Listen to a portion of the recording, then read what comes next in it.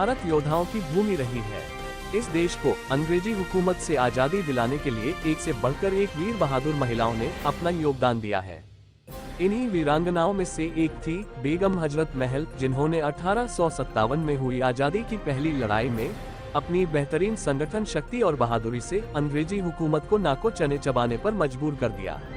अवध के शासक वाजिद अली शाह की पहली बेगम हजरत महल 1857 की क्रांति में कूदने वाली पहली महिला थी।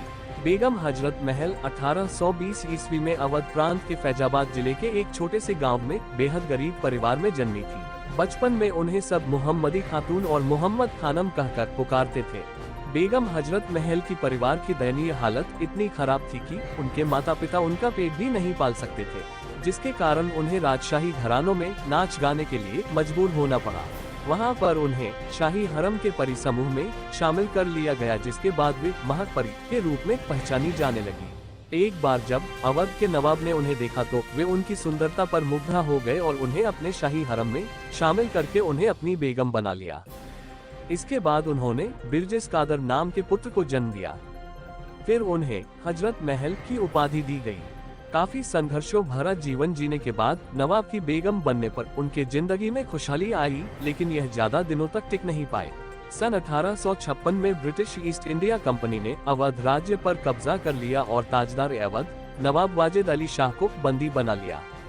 इसके बाद बेगम हजरत महल ने अपने नाबालिग बेटे बिरजिस कादर को राजगद्दी पर बिठाकर अवध राज्य की सत्ता संभाली। 7 जुलाई 1857 ईस्वी से वो अंग्रेजों के खिलाफ रणभूमि में उतर गई। जब विद्रोह शुरू हुआ तो बेगम हजरत महल ने अपनी सेना और समर्थकों के साथ ब्रिटिश ईस्ट इंडिया कंपनी के खिलाफ विद्रोह छेड़ दिया। बेगम हजरत महल के कुशल नेतृत्व में उनकी सेना ने लखनऊ के पास चिन्हट दिलकुशा में हुई लड़ाई में अंग्रेजों के छक्के छुड़ा दिए थे।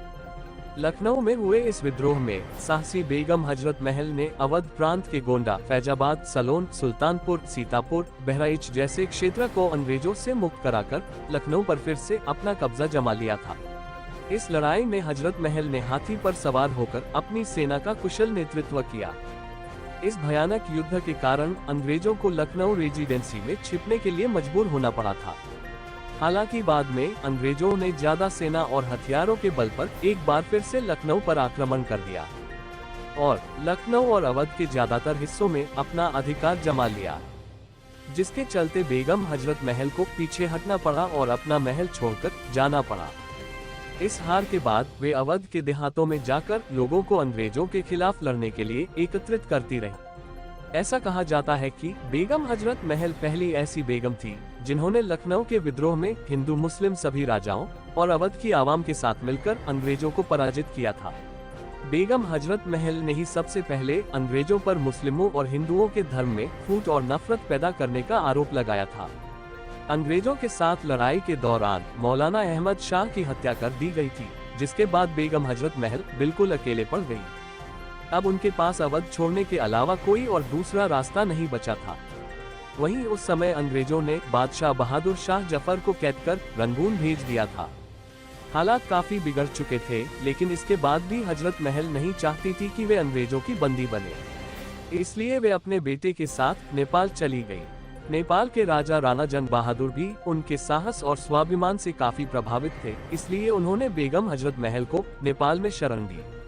यहाँ पर वे अपने बेटे के साथ एक साधारण महिला की तरह जीवन व्यतीत करने लगी और यहीं उन्होंने 1879 में अपनी आखिरी सांस ली। धन्य है भारत में जिसने बेगम हजरत महल जैसी सच्ची सपूत को जन्म दिया। ब्यूरो रिपोर्ट TV 19 आपकी आवाज।